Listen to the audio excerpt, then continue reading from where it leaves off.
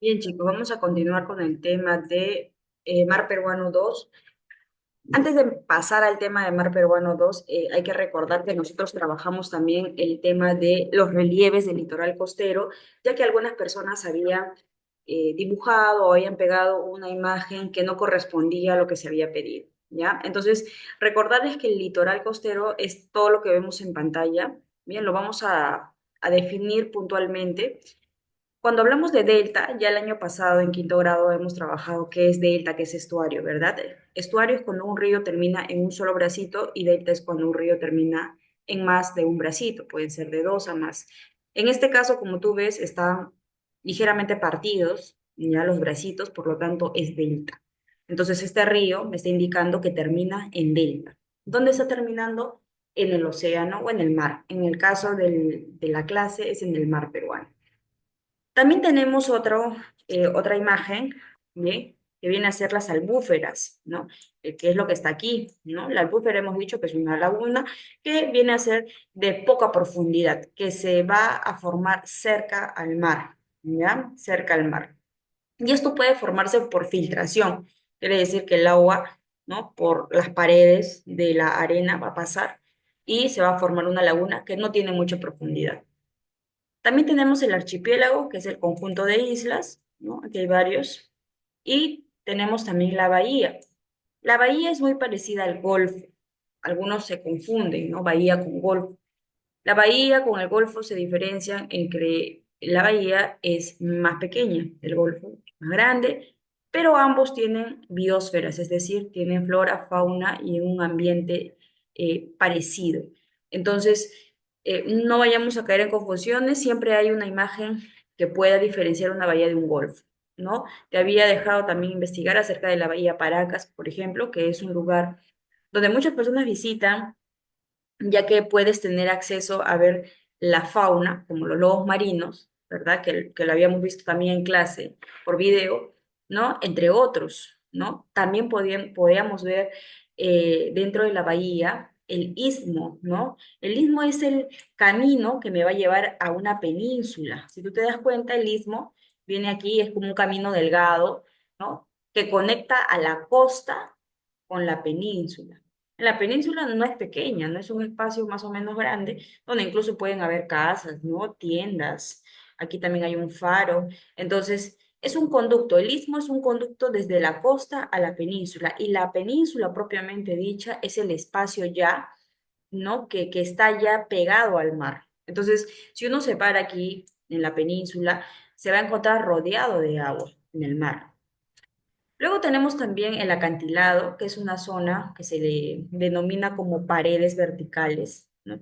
No necesariamente está correctamente vertical, puede estar, ¿no? Ligeramente inclinado, pero es una zona peligrosa. Les había comentado de que ocurrieron accidentes, ¿no? En muchas partes de, no solamente del Perú, sino en el mundo, porque los acantilados son a nivel mundial. Pueden las personas por casualidad resbalar, otras lo hacen a propósito pensando que no va a pasar nada, ¿no? Pero ocurren accidentes. Entonces los acantilados son paredes verticales, ¿no? O inclinadas de gran altura, ¿no? Que muchas veces son lugares utilizados para tomar fotos porque, como lo ves, son salidas hacia el mar, ¿verdad? Entonces, es un lugar bonito, pero siempre con cuidado, ya los acantilados. El Golfo, que ya hemos dicho que es más grande que la bahía, pero tiene las mismas características. También tenemos el Cabo, ¿no? Que también es una parte sobresalida. ¿Cuál es la diferencia entre el Cabo y el acantilado? El Cabo no tiene una pared vertical, ¿no? Y no tiene tanta altura como el acantilado. Y finalmente tenemos las playas. Las playas son variadas, ¿no? Las playas son variadas, el Perú tiene muchas playas, tanto en el centro, el sur y el norte.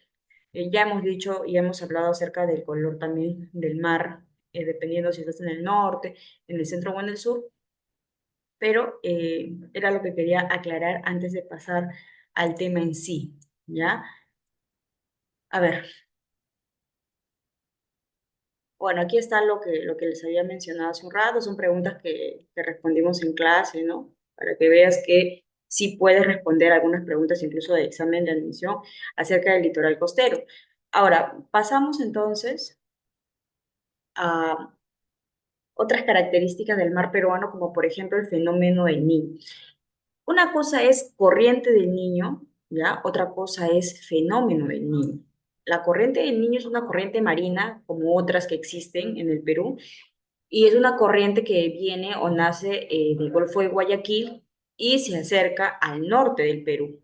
En ocasiones esa corriente del Niño pierde fuerza, o mejor dicho, gana fuerza, y ocasiona lo que se llama el fenómeno del Niño. Justamente acá está una imagen para poderte explicar, pero antes de eso acá te leo lo que dice.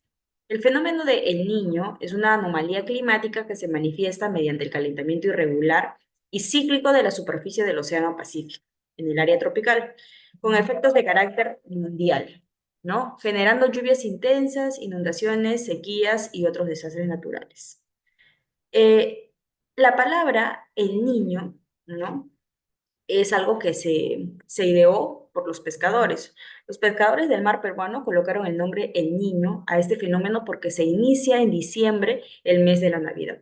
Recuerda que en Navidad nace el niño Jesús, ¿verdad? Entonces, por ese motivo.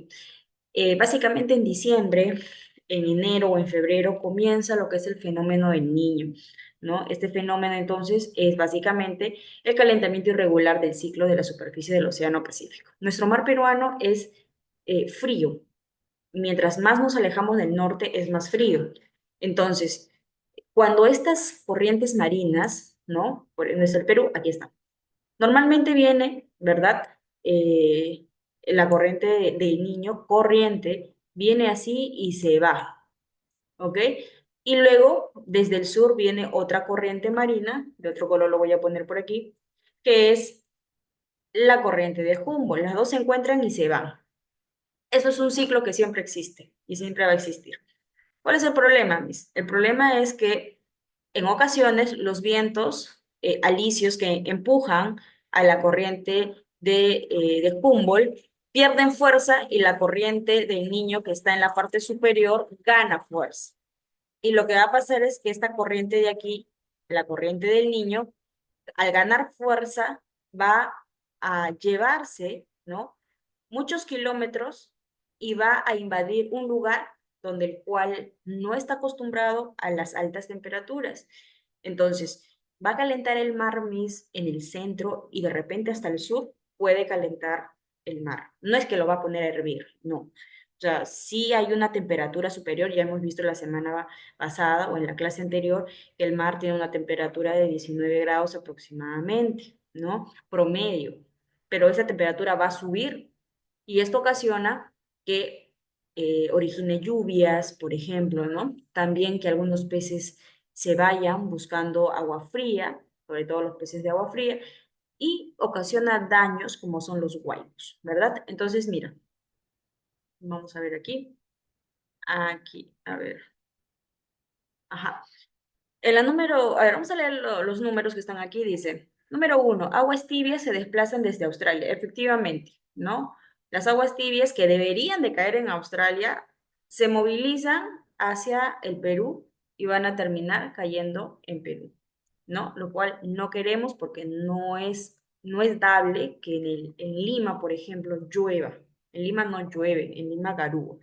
Entonces, estas lluvias desplazan, ¿no? Desplazadas por los vientos, junto a la corriente viajan frentes del mal tiempo.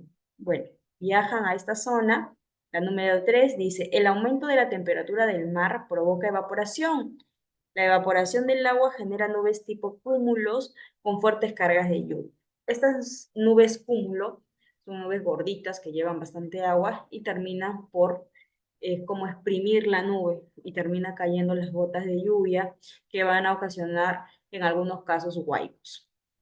Entonces, el fenómeno del niño ocurre cuando disminuye la diferencia de presiones atmosféricas, ¿no? Entre Sudamérica e Indonesia y por lo tanto se presenta un debilitamiento de los vientos alisios del sudeste que impulsan las aguas de la corriente de Humboldt. Al debilitarse esta corriente permite el ingreso de las aguas cálidas provenientes de Ecuador, generando un gran cambio climático y desastres naturales. ¿Cuáles son las consecuencias, Miss, del fenómeno del niño? Tenemos en el mar, por ejemplo, el debilitamiento de la corriente peruana, o sea, la corriente de Humboldt, ¿no?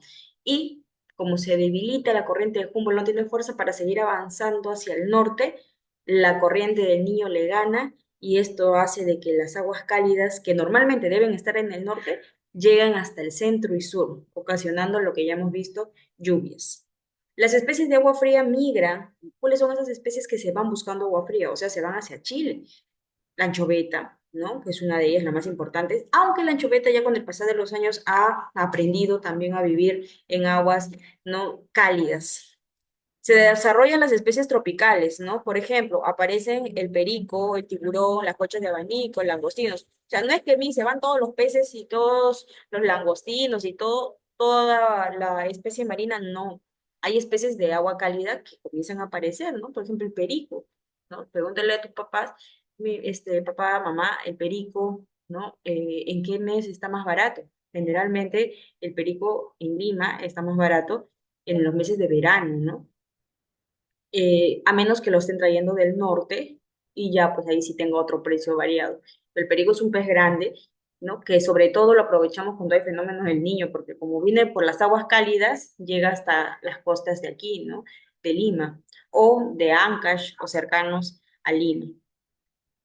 A ver, ¿qué más? En la costa dice, ¿no? Aumento del caudal de los ríos, ¿no? Como aumenta el caudal de los ríos, hay la inundación, también tenemos, por ejemplo, se desarrollan pastos en las zonas áridas. Eso es algo positivo, ¿no? Que se desarrollan pastos en las zonas áridas donde antes estaba seco, crece pasto, o sea, algo positivo. Para las personas que viven en el norte, por ejemplo, ¿no? Como está seco y llega la lluvia, todo esto se inunda y puede servirles para la cosecha de arroz, ¿no? Tú sabes que el arroz crece en lugares inundados, ¿no? Pero también la falta de alimento es fatal para algunas especies endémicas en el mar peruano. Es verdad, la anchoveta es una especie, por ejemplo, que es la fuente de alimentación de algunas aves, de muchas aves, de otros peces más grandes. Entonces, al no encontrarse anchoveta, porque se van buscando agua fría, estos otros animalitos se quedan y mueren a veces por la falta de alimento, ¿no? En los Andes, por ejemplo, ¿no? El desarrollo de las sequías en la meseta del Collao, como no hay agua en otras zonas de la sierra, porque pasa lo contrario ahí, pueden utilizarlas para la ganadería, ¿no? También puede ser, por ejemplo, en ciertas zonas andinas del país, las sequías se vieron acompañadas de heladas que acrecentaron los efectos de la población. Bueno, es verdad, ¿no? Aquí lo que vemos en la imagen es por las lluvias ocurren los huaicos, ¿no? Si te das cuenta, los carros acá sufren para transitar porque las carreteras que no siempre están asfaltadas, a veces están todavía trochas, entonces ocurre un huaico y termina por inundar toda esa carretera, haciendo imposible que los carros puedan avanzar. Bien, chicos, nos falta todavía el fenómeno de la niña, lo vamos a terminar en clase, pero hasta aquí voy a dejar el video con el fenómeno del niño. ¿Ya? Ya sabes que en clase nosotros profundizamos más el tema, aquí solamente es un repaso para que tú puedas tener la respuesta a cualquiera de tus dudas. Bien, chicos, aquí dejo el PDF, nos vemos la siguiente clase.